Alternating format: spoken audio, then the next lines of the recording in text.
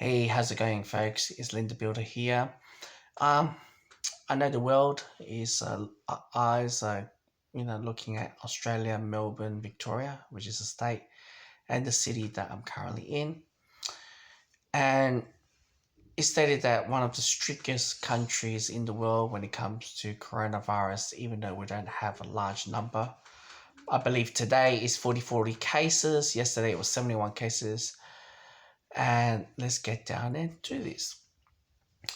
You know, I have a good think about this. Oh, before we have to address on this topic, today is September 11, 2020.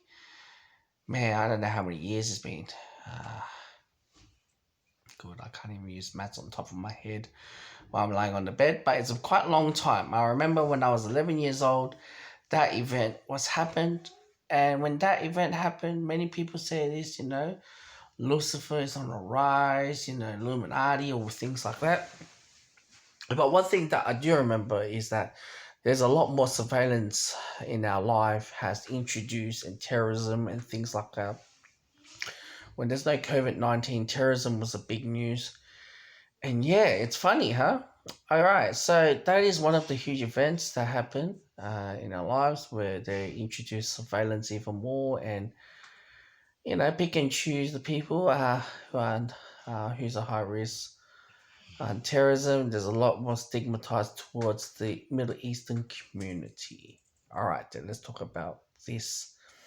So, um, if you read or watched the film 1964, Georgia Wells, this is actually playing alive on his playbook. All right, on his book stating, Australialis, right? And where this event is going to happen. This plays a book playing alive.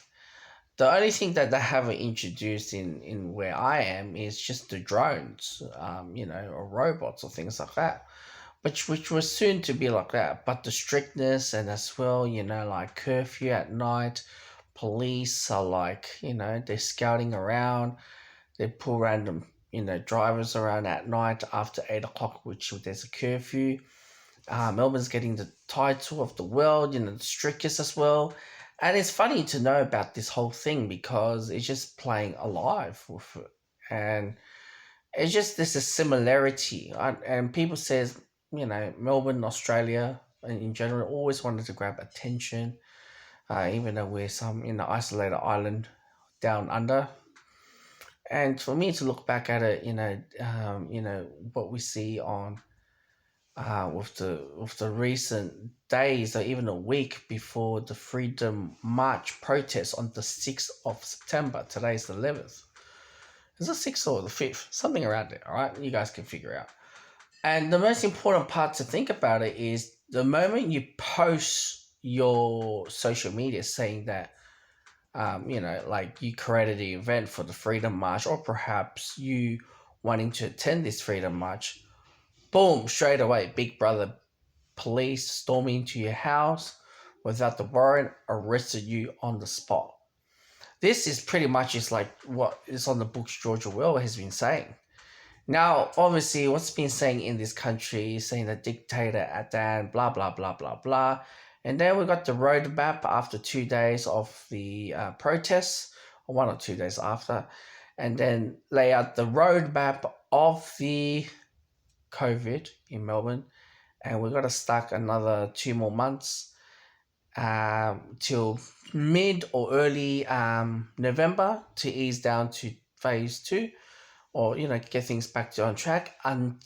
Unless one condition has to be 5 people per day get infected. So the chances of doing that, and as well, the world is looking at this roadmap is very, very harsh. Where Melbourne, or perhaps let's just call it Australia, if you guys don't know where Melbourne is, it's an isolated island. We don't share any borders besides we have within our states. Even in between our states, we are closing the borders. And it's just getting out a bit of like what's the Georgia Wells been saying, like, you need a permit to go to certain places and things like that. And when you look carefully about this whole thing, you just start to realize, we do have stories, events, how people lied to go to across to the borders, or how they, cheated the way to cross the borders. Exactly what they play on the book on the Georgia Wills, how they stated him and that chick had a fling and wanting to go, to the bush, and how to have their little love romantic, moments, whatever they wanted to do. And, just I don't know, I can just look at, like bloody, and how, George Orwell himself, Winston, trusted his manager, thought, they're in the same boat and wanting to go against the government, and next minute they got caught by the big brother where he dobbed him in, pretty much snitching him in. And, when we look at the comparison of story where you got the Melbourne, security card, and, accepted the sex in return with the travelers in the hotels quarantine, and now the whole world knows, like, oh my god, Australia is having sex of the COVID-19 under the quarantine, while other countries are quarantining themselves and things like that. It's just, I'm looking at all these events, I'm just laughing at myself, like, this is like a real life. But if there's a lot of similarities, and it's like playing the books, and I'm pretty sure other countries, I don't know much what's going on. I know right now everyone's talking about the Sweden model. They're the best. They didn't do harsh lockdown or masks or things like that. Yes, there's a lot of people got infected or reinfected. We're not strong with curfews, with the mask or things like that. However, they're going to cost us so much consequences with the healthcare, because this is going to be a short to long term problem issues, even when you cover from COVID-19. Now, many people in Melbourne right now are really, really do not like what Daniel Andrew play out this roadmap, extending this, this pandemic for this long, and it's not going to go too well. But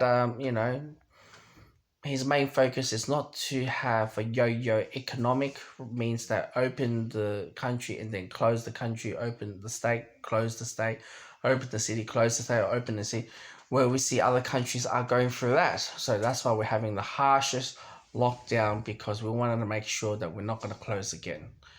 I think, that's his version of not playing the yo-yo. That's why it was his version on playing this whole thing pretty serious. So yeah, I'm just saying there's some similarity with 1964. So yeah, here's the videos. Hope you guys enjoy September 11th.